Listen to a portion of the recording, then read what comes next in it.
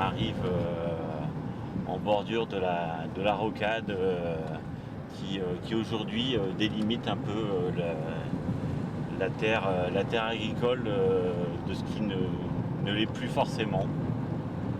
On est dans la zone de la Fontaine-Margot, dans la ZAC de la Fontaine-Margot qui va être à urbaniser, qui va s'urbaniser et qui a déjà commencé à s'urbaniser. Donc voilà, la prairie primée.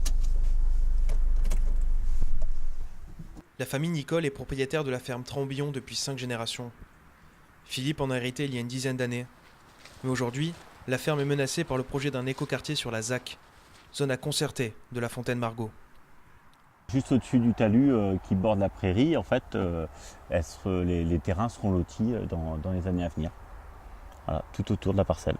Autour de vos vaches. Autour des vaches. Et autour, sous une ligne de tension. Et sous une ligne de tension, oui.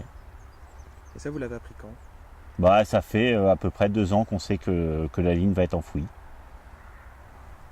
Depuis 2008, la justice reconnaît l'effet nocif des champs électromagnétiques et des lignes à haute tension sur les animaux.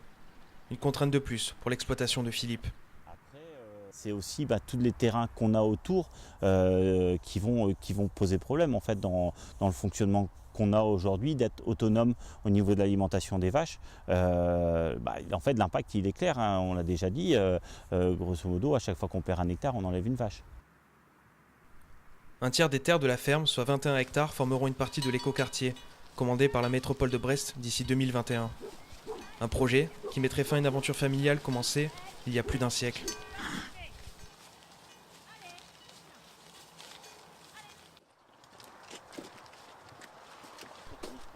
Les vaches constituent la seule ressource économique de la ferme. Un équilibre de plus en plus fragile avec la perte des terrains. Allez les filles!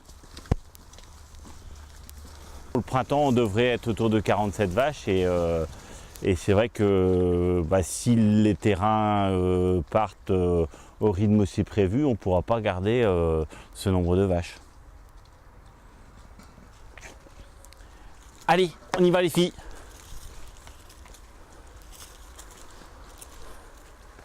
Allez, avancez! À seulement 3 km du centre de Brest, l'exploitation Trambillon se retrouve depuis quelques années au cœur d'une urbanisation de plus en plus présente. Les 21 hectares promis à devenir un écoquartier servent aujourd'hui à faire pousser le foin et autres alimentations indispensables pour les bovins. Allez les filles!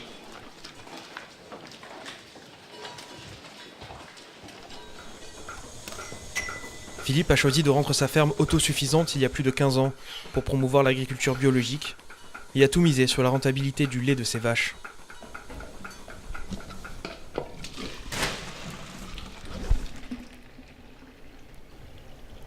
Un choix qui met désormais à mal l'exploitation, mais aussi toute sa famille.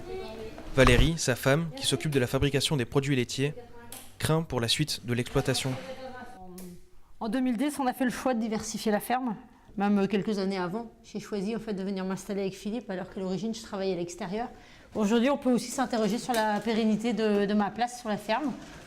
Il n'est pas certain que je puisse rester en fait, installée avec Philippe dans les années à venir. Et toutes ces années où on aura trimé, où on se sera mis pour défi de pérenniser, et ça sera peut-être perdu. Lénaï, la fille du couple et l'aînée de leurs 3 enfants, très active au sein de la ferme, perd peu à peu l'espoir de reprendre l'exploitation un jour. Les jeudis, c'est le rituel de venir mettre le lait en bouteille. Après aussi, des fois dans la semaine, j'aide. Mais aussi le vendredi pour la vente, j'aide à vendre. Je me dis s'il faut autant se battre pour que la ferme continue et est-ce que plus tard ils voudront encore prendre d'autres terres, si c'est aussi compliqué, est-ce que ça vaut le coup que je fasse ça ou...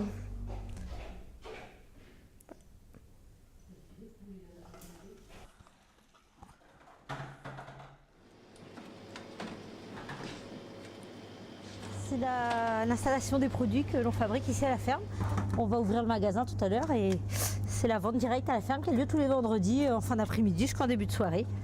Donc beaucoup de monde qui viennent pour acheter des produits, prendre leur panier de légumes et puis également participer à la vie de la ferme. Il est 17h, l'exploitation ouvre ses portes.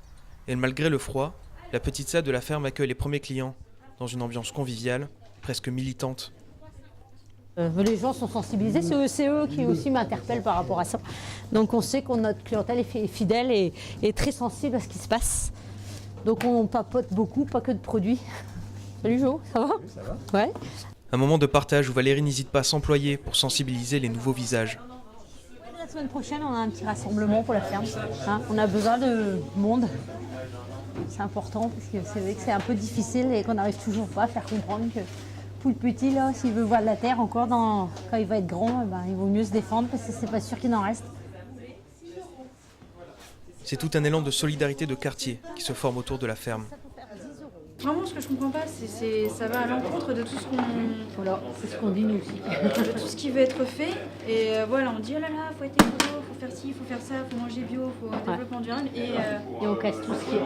Voilà, on a une ferme bio, mais non, on va faire un écoquartier avec du béton. Voilà. Valérie et Philippe sont donc obligés de militer pour leur cause, grâce à des affiches et des tracts. Un combat auquel s'est associé le collectif citoyen pour le maintien de la ferme Trambillon depuis janvier 2017. Toutes les semaines, ils organisent une réunion au sein même de l'exploitation. En plus de la pétition qui a récolté plus de 7000 signatures, le collectif a aussi permis des rencontres publiques entre les responsables de Brest Métropole et la ferme Trambillon. Thierry Arbello, l'un des fondateurs de ce mouvement citoyen, est satisfait de l'avancée des débats sur le projet de l'urbanisation de la zone de la Fontaine-Margot.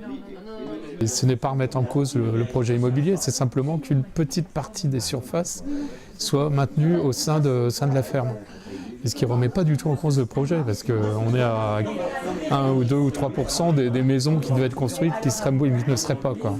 La question qu'on pose, c'est est-ce qu'on a besoin éternellement de bétonner la périphérie des villes, alors que les centres-villes se meurent, qu'il y a des milliers de logements vides au centre-ville de Brest, qu'il y a des centaines de commerces qui sont fermés, alors qu'on a besoin de garder de la terre agricole. On a besoin de préserver la terre agricole.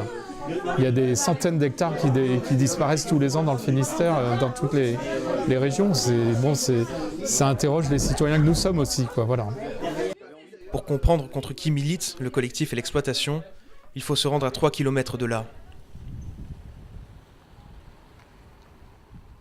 C'est au petit matin, le long de la digue du port militaire et aux abords du canal Pintfeld, que le projet de l'écoquartier s'est pensé et imaginé dans les locaux de Brest Métropole. Thierry Ferré, adjoint au maire et vice-président de la métropole, ne comprend toujours pas les réactions de Valérie et Philippe. Depuis 15 ans que ce projet est annoncé, nous, métropole, on